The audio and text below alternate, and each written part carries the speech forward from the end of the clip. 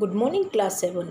आज हम जागरण गीत कविता के सारांश के बारे में पढ़ेंगे, जिसके कवि श्री सोहनलाल द्विवेदी जी है। इसमें कवि ने जीवन के सार और सच्चाई के बारे में हमको बताया है कि किस प्रकार से जीवन का सार और सच्चाई से हम आगे बढ़ सकते हैं। यह एक प्रेरक कविता है, यानी प्रेरणा देने वाली।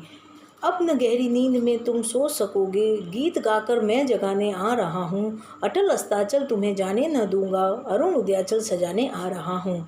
इसमें कवि वो कह रहे हैं कि मैं तुम्हें गहरी नींद में यानी आलस्य की नींद में सोने नहीं दूंगा। मैं तुम्हें गीत गाकर, कौन सा गीत? जागरण गीत गाकर जगाने आ रहा हूँ।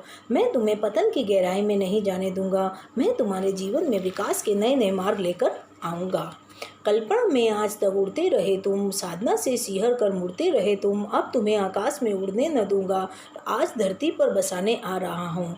इस पैराग्राफ में कवि यह कह रहे हैं कि तुम आज तक कल्पना के ही सपने बुनते आ रहे हो। तुम हमेशा परिश्रम या कठिन कार्य से डरते आ रहे हो। अब मैं तुम्हें कल्पना के आकाश में उड़ने नहीं दूंगा, फिर से तुम्हारा जीवन आबाद करने आ रहा हूँ। मैं तुम्हें जीवन की वास्तविकताओं का ज्ञान करवाऊँगा कि जिससे कि तुम आगे बढ़ पाओ। सुख नहीं यह नींद में सपने सजोना, दुख नहीं यह शीश पर गुरुभार ढोना। शूल तुम जिसको समझते थे अभी तक, फूल मैं उसको बनाने आ रहा हूँ। हम तीसरा पैराग्राफ पढ़ेंगे। इसका सारांश क्या है? कवि कहते हैं कि अब तक जो तुम नींद में सपने सजो रहे थे या नींद में अच्छे या बुरे सपने देख रहे थे, वो कोई सुखद नहीं है, वो बहुत ही दुखद है। क्योंकि जब नींद खुलती है तो हम वहीं के वहीं होते हैं। इससे हमारा फ्यूचर नहीं बनता है। यदि हम अपने जीवन के परिश्रम से दूर भागते रहे तो यह गुरु का तात्पर्य यहाँ बड़ा से है। जीवन बोझा बन जाएगा जिसे हम ढो नहीं पाएंगे। जिसे तुम कठिन परिस्थितियों का बाधा मानते हो या कांटा मानते हो, मैं उन्हें खुशियों में बदलने आ रहा हूँ, मतलब फूल बनाने आ रहा हूँ, ताकि तुम जो आलस्य में पड़े हुए हो, तुम्हें कर्तव्य पथ मैंने रास्ता पर आगे बढ़ने की प्रेरणा दे रहे हैं, जिससे जीवन में खुशियाँ ही खुशियाँ आए।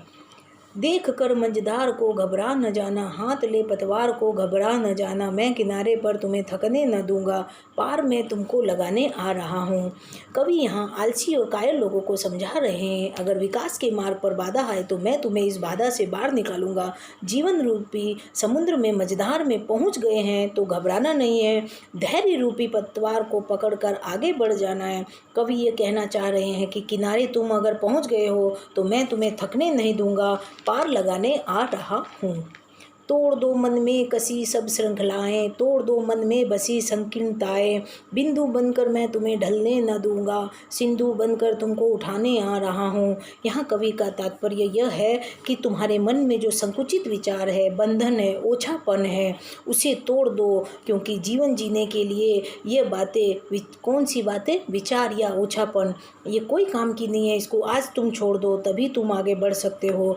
जीवन में छोटा सा बिंदु बनकर तुम खो जाओ, यह मैं होने नहीं दूंगा, बल्कि समुद्र बनकर जीवन जीने की प्रेरणा देना चाहता हूँ।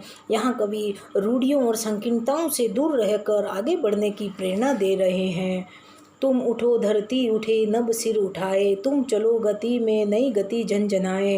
विफत होकर मैं तुम्हें मुड़ने न दूंगा, प्रगति के पथ पर बढ़ाने आ रहा हूँ। यहाँ कवि बोल रहे हैं कि व्यक्ति या मनुष्य या बच्चों को बोल रहे हैं कि तुम उठो, गतिशील बनो, यानी आगे तुम्हें ही बढ़ना है। अगर हिम्मत करके नहीं बढ़ोगे तो पीछे रह जाओगे। जब आगे बढ़ोगे तो ये धरती आसमान अपने आप सिर उठाकर आगे बढ़ चलेंगे। जैसे अगर हम में ही हिम्मत नहीं है तो आगे कैसे बढ़ेंगे? अगर तुम कुपथ यानी गलत रास्ते में भटक जाओगे तो मैं तुम्हें बचा लूँगा या मुड़ने नहीं दूंगा। मैं तुम्हें आगे बढ़ाने के लिए आ रहा हूँ। बच्चों, ये जो जागरण गीत कविता है, मुग्धा कविता है, इसमें इतने ही पंक्तियाँ हैं या लाइनें हैं, क्योंकि जो मधुप नामक किताब है उसमें अलग है थोड़ा सा, तो इसमें इतना ही है। तो बच्चों, आज का ये इतना ही है।